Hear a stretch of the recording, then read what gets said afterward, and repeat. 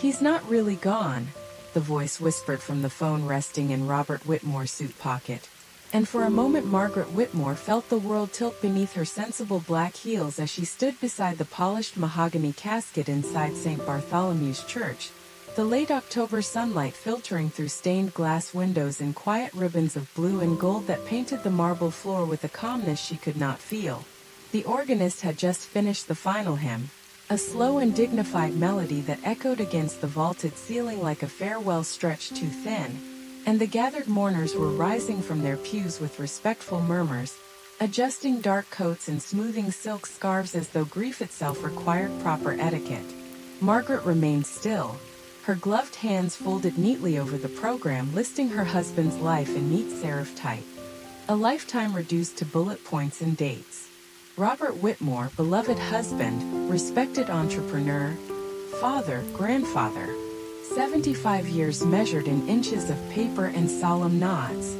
She had expected silence at this moment, a sacred hush befitting the end of a marriage that had lasted 52 years, but instead the shrill vibration of his phone shattered the fragile dignity of the service, buzzing insistently against the crisp wool of his jacket as though demanding to be heard. Several heads turned. A woman in the second row gasped softly. Margaret's son Daniel shifted uncomfortably beside his wife Emily, who stood with an expression so composed it might have been carved from stone. Margaret felt a strange detachment wash over her, the kind that comes when reality becomes too sharp to touch. She stepped forward, each measured movement deliberate, her heels clicking faintly against the marble as she reached for the device that should have been silent forever.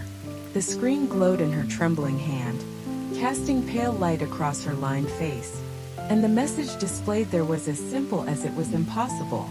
Turn around. Her breath caught, though no tears came. Margaret Whitmore had never been a woman given to public displays of emotion. In another life she might have dismissed the message as a cruel prank or an unfortunate technological glitch, but something deep within her, a quiet instinct sharpened by decades of observing what others preferred to hide, told her this moment mattered. Slowly, she pivoted, the fabric of her black coat brushing against the edge of the casket like the turning of a page. She had not realized she was still reading. Behind her, near the rear doors of the church where autumn light spilled across the stone steps, she saw Emily standing too close to Mr. Carter, the family's longtime attorney, their heads inclined in a private exchange that stopped abruptly when they noticed Margaret's gaze. The younger woman's polished smile flickered for just a fraction of a second before returning, bright and sympathetic, perfectly appropriate for a grieving daughter-in-law. Yet Margaret noticed the way Emily's manicured fingers tightened around a slim leather folder, and the way Mr. Carter adjusted his tie with the nervous precision of a man who suddenly wished he were elsewhere. The moment lasted no more than a heartbeat, but it was enough. Margaret lowered the phone, her expression unchanged, her posture as dignified as ever. Around her the murmured condolences resumed, hands reaching for hers, voices offering rehearsed comfort about time healing wounds and memories lasting forever. She nodded politely, thanking each person with the gentle grace expected of a widow in her position.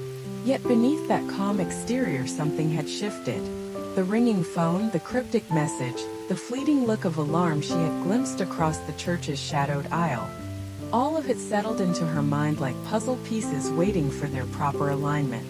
As the funeral director approached to guide the family toward the waiting black limousine parked along the quiet Connecticut street, Margaret allowed herself one final glance at the casket that held the man she had loved since she was 19 years old. For decades Robert had been her protector, her partner, the steady hand that anchored her through every storm life had delivered. Now in his absence, she felt neither helpless nor lost, only aware that the story she thought had ended that morning was, in truth, just beginning. The limousine ride from the church to the Whitmore residence passed in a silence that felt heavier than the gray November sky pressing low over the quiet Connecticut suburbs, and Margaret Whitmore sat with her gloved hands resting calmly in her lap while bare maple branches streaked past the tinted window like fragile veins across glass. Daniel spoke only once, clearing his throat as though grief had lodged there like an obstruction he could not quite swallow, asking if she was comfortable, if she needed anything, his tone dutiful but distant in a way she had begun to recognize over the past year. Emily, seated beside him, kept one perfectly manicured hand folded over his, offering small reassuring squeezes that appeared affectionate yet somehow choreographed, as if she were performing a role she had practiced in front of an invisible audience. Margaret observed them without appearing to look, the way she had learned to observe many things in a marriage that had required patience more often than passion, and she noticed how Emily's eyes flickered toward her reflection in the window every few minutes, measuring, calculating, assessing. When the limousine turned onto Maplewood Drive and slowed before the familiar white colonial house that had been Margaret's home for more than 4 decades, she felt a strange sensation of entering a place that no longer entirely belonged to her. Though the rose bushes she had planted years ago still framed the walkway with disciplined rows of fading blooms. The front door opened before the driver could even circle around to assist them, and inside the house the scent of lilies and catered casseroles mingled in an overwhelming cloud of well-intentioned sympathy. Neighbors and distant relatives moved through the living room in hushed clusters, balancing paper plates and cups of coffee, speaking in careful tones about how strong Margaret had been, how beautifully the service had honored Robert's memory. She accepted their embraces with the same measured grace she had displayed at the church, offering polite smiles that did not quite reach her eyes, her mind returning again and again to the cold glow of the phone screen and the words that refused to release their hold on her thoughts. Turn around. She had done so, and in that single quiet pivot she felt as though she had crossed an invisible threshold. While Emily directed guests toward the dining room with confident efficiency and Daniel retreated to answer a series of urgent calls from his office, Margaret slipped upstairs unnoticed, moving slowly along the polished hardwood hallway that still echoed faintly with the rhythms of a life she had once shared. The master bedroom remained precisely as she and Robert had left it before his sudden illness, the king-sized bed neatly made, his reading glasses resting beside a dog-eared biography on the nightstand, the faint scent of his cologne lingering in, the curtains like a memory that refused to fade. She removed her gloves and placed them carefully on the dresser, studying her reflection in the mirror with a calmness that surprised even her. At 72 she had expected widowhood to feel like an ending, a quiet dimming of purpose, but instead she sensed the stirrings of something sharper, a clarity that cut through sorrow with almost clinical precision. Downstairs, laughter rose briefly before being subdued into respectful murmurs, and Margaret realized with sudden certainty that whatever had begun at the church that morning was not merely a coincidence or a trick of timing. It was a message, deliberate and precise, and somewhere within the walls of this gracious house, a truth had been waiting patiently for her to notice it. She turned toward the closed door of Robert's study at the end of the hall, feeling a steady resolve settle into her bones like winter frost, and for the first time since his passing she understood that grief would not be the only emotion guiding her through the days ahead. Margaret Whitmore paused before the closed door of Robert's study, her hand hovering inches from the brass handle that had been polished by decades of routine, and she realized that in all the years she had lived in this house she had rarely entered the room without first hearing the reassuring cadence of his voice inviting her in. Now the silence behind the door felt almost deliberate, as though it were guarding something that had been waiting patiently for her attention. Downstairs the muted hum of conversation drifted upward like a distant tide, punctuated by the clink of china and the low murmur of condolences repeated so often they had begun to sound like rehearsed lines in a play. Margaret drew a steady breath and turned the handle. The study greeted her with the familiar scent of leather and cedar, the tall bookshelves standing in orderly rows beneath a wide window that overlooked the backyard where Robert had once spent entire summers tending his roses with quiet devotion. Dust motes floated lazily in the afternoon light, and for a moment she simply stood there absorbing the stillness, aware of how completely this room reflected the disciplined mind of the man she had loved. His desk remained precisely arranged, every pen aligned, every document stacked with the meticulous care that had defined his approach to both business and family life. Yet something about the scene unsettled her, an almost imperceptible imbalance that she could not immediately name. She moved closer, her fingertips brushing the smooth surface of the mahogany as she studied the framed photograph of the two of them taken on their 40th anniversary. Robert's arm wrapped securely around her shoulders, his smile both proud and protective. Beneath the photograph lay a slim envelope she did not recognize, its ivory paper sealed with a small gold sticker bearing the initials R.W. Margaret frowned slightly, certain she would have noticed such a detail before. She picked it up, feeling the faint stiffness of heavy stationery beneath her fingertips, and hesitated only a moment before sliding a letter opener through the seal with quiet precision. Inside she found a single sheet of paper covered in Robert's unmistakable handwriting. The graceful script she had watched form countless notes and birthday cards over the years. The message was brief, almost clinical in its clarity, instructing her to pay close attention to events that would unfold if anything unexpected were to happen to him, and advising her to trust her instincts above all else. Margaret felt a slow chill move through her chest, not of fear but of dawning comprehension. The ringing phone at the church, the cryptic command, the fleeting exchange she had witnessed near the back doors, all of it now seemed less like coincidence and more like the first movement of a carefully orchestrated sequence. She lowered herself into Robert's high-backed chair, the leather creaking softly under her slight weight, and gazed out at the late autumn garden where brittle leaves skittered across the lawn like restless thoughts. For the first time since his passing, she sensed that her husband had not left her unprepared for the world he was no longer part of. Somewhere beyond the polite smiles and orderly casseroles filling her home that afternoon, a truth was unfolding with quiet inevitability, and Margaret understood with calm certainty that she would have to meet it not as a grieving widow but as a woman ready to see clearly at last.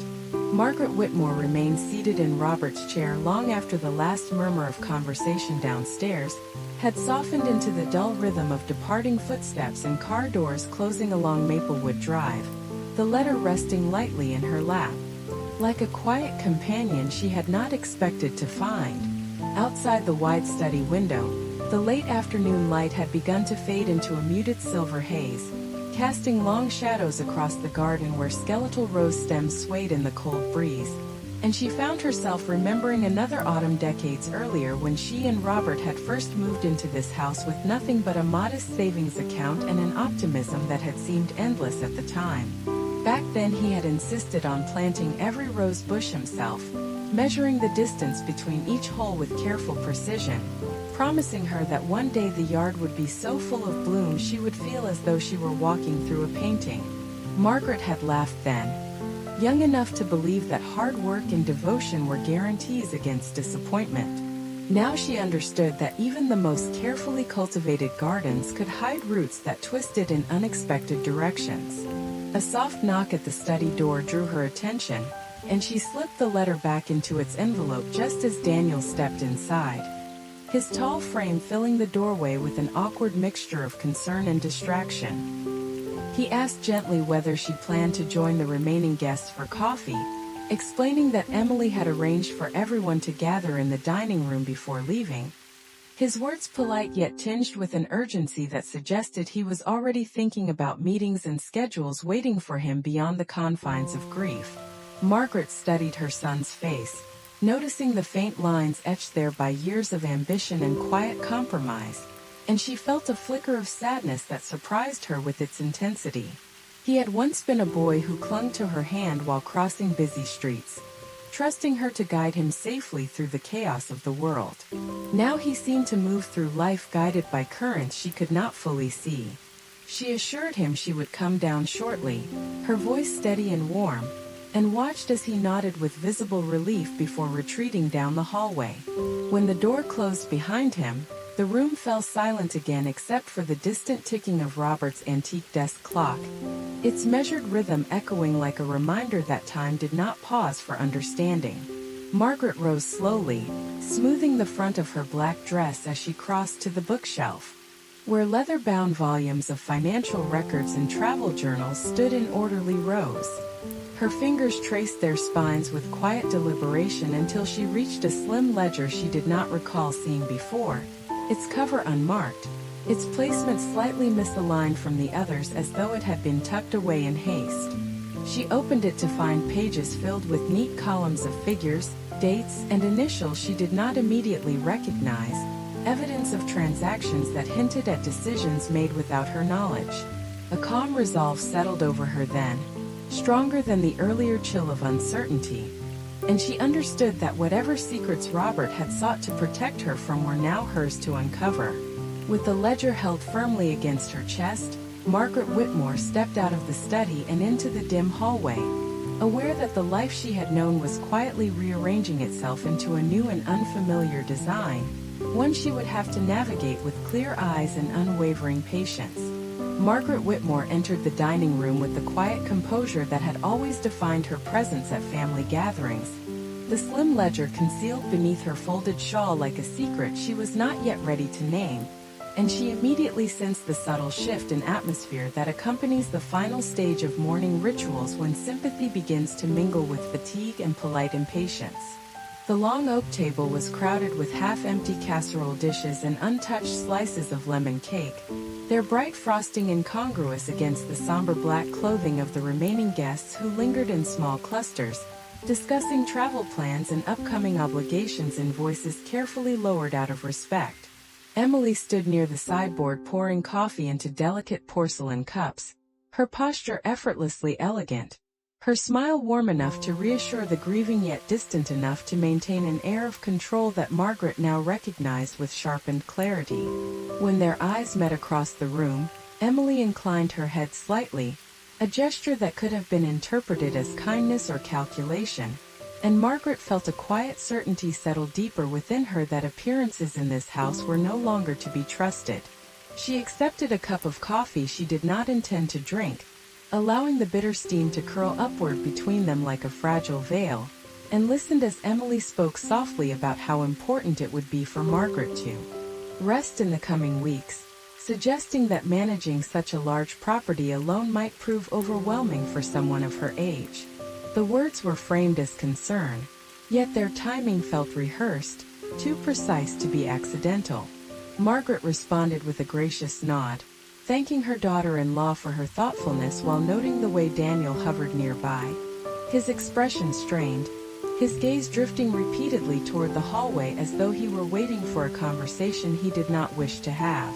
One by one the guests offered their final embraces and departed into the cold twilight, leaving the house suddenly vast and echoing in their absence, the ticking of the grandfather clock in the foyer sounding louder than Margaret had ever noticed before.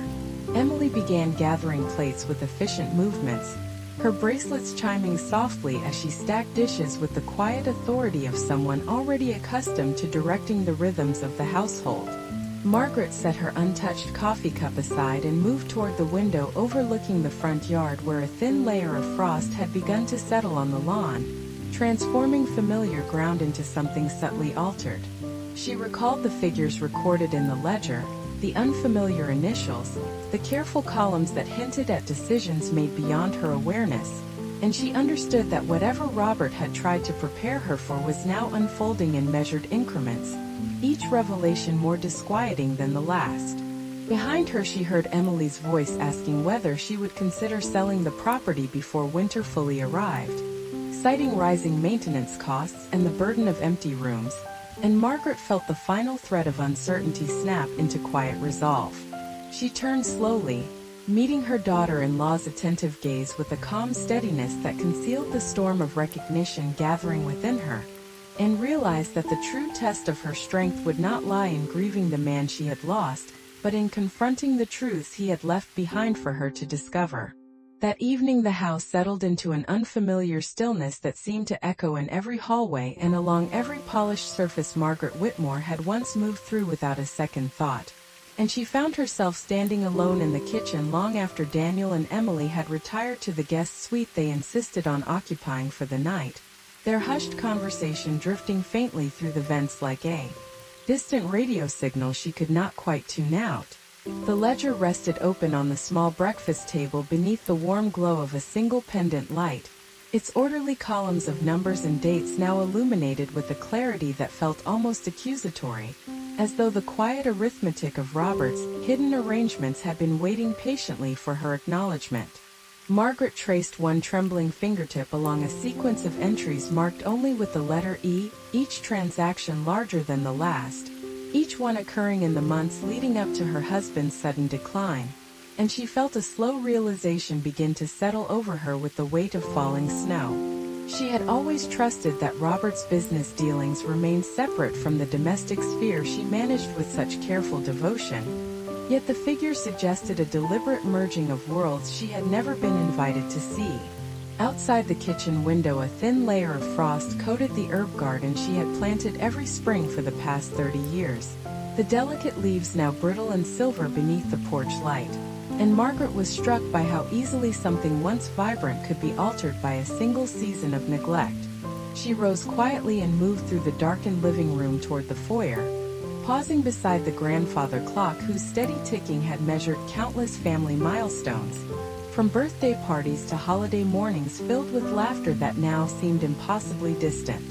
At the base of the staircase she hesitated, aware that the truth she was beginning to piece together might require her to confront not only Emily's careful suggestions about selling the house but also Daniel's increasing detachment, the subtle shift in loyalty she had sensed long before she possessed the language to describe it. Drawing her shawl more tightly around her shoulders, she climbed the stairs with deliberate calm, the worn carpet muffling her footsteps as she approached the guest suite door, behind which the soft murmur of voices continued in low, urgent tones.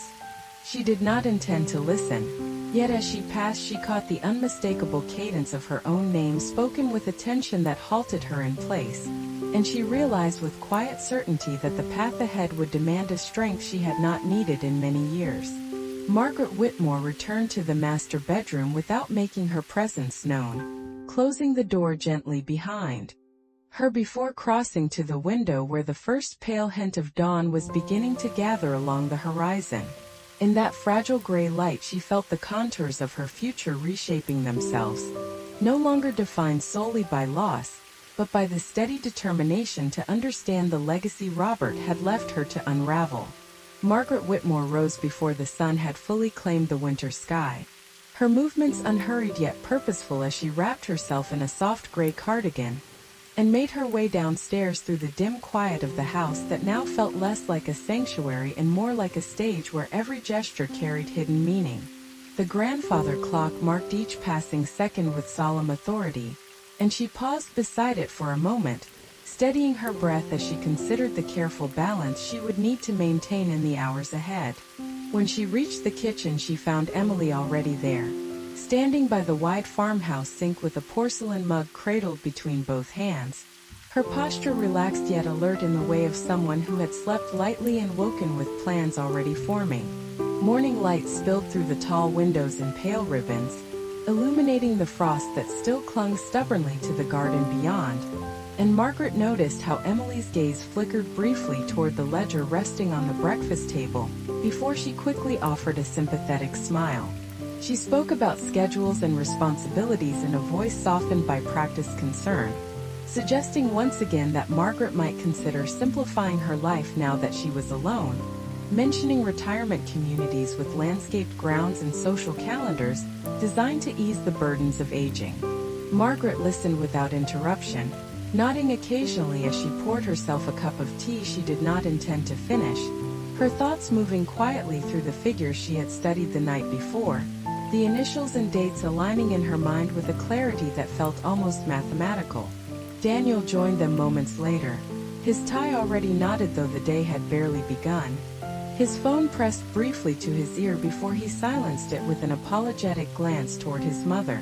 He spoke about practicalities, about protecting her from stress, about ensuring the family's future remained secure, and Margaret recognized the subtle shift in language that transformed affection into strategy.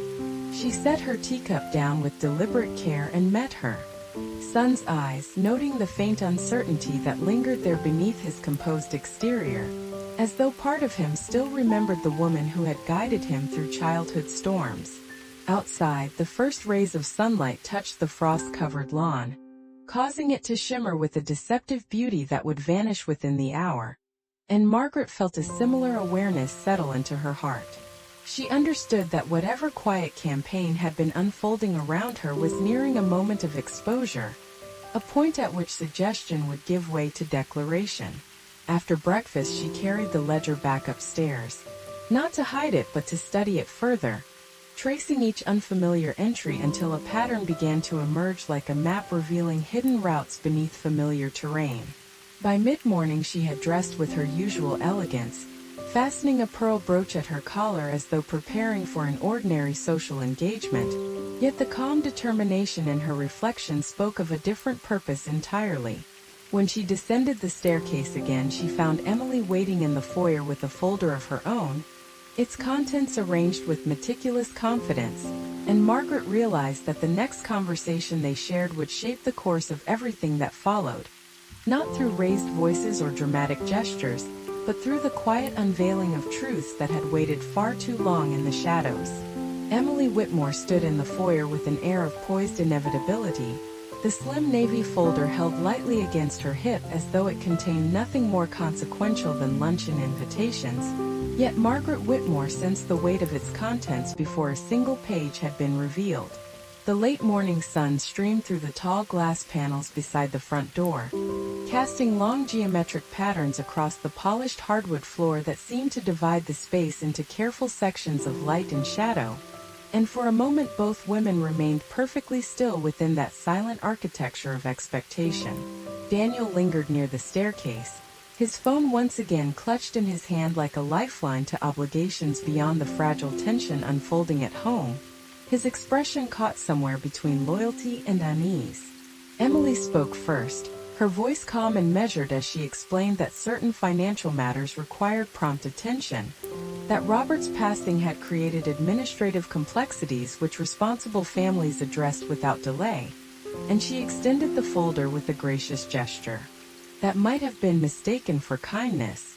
Margaret accepted it without hesitation, her fingers steady as she opened the cover to find neatly organized documents outlining proposed changes to property ownership, investment distributions, and living arrangements presented in language so polished it almost concealed the quiet urgency beneath.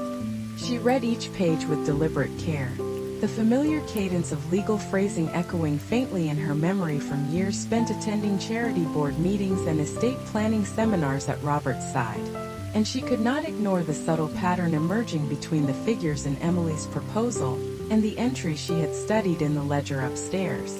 Outside, a delivery truck rumbled past on Maplewood Drive, its temporary disruption of the stillness emphasizing how insulated this confrontation remained from the ordinary world continuing beyond their front gate.